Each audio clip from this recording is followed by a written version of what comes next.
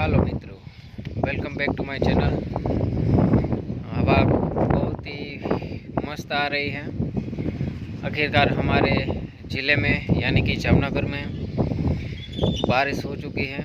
काफ़ी दिनों से सब परेशान थे कि बारिश नहीं आई या बारिश नहीं आई है।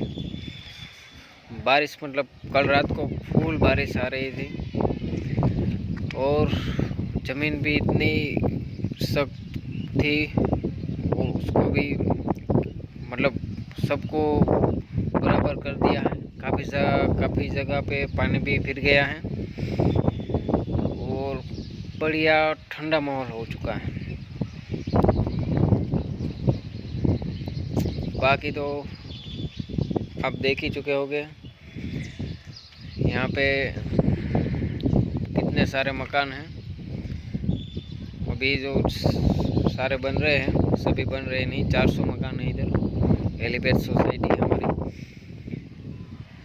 यहाँ पे, मतलब सभी अपने हिसाब से मकान बनाए हुए हैं। काफ़ी सारे प्लॉट पड़े हैं। पानी भी नहीं है, बिजली तो है, पानी नहीं है और गटर की व्यवस्था नहीं है, तो ज़्यादा मकान नहीं बने हैं अभी तक। और ऊपर से बारिश आ गई तो क्या कि पानी नहीं है इधर, तो सबने बारिश का पानी यूज़ करना शुरू कर दिया है।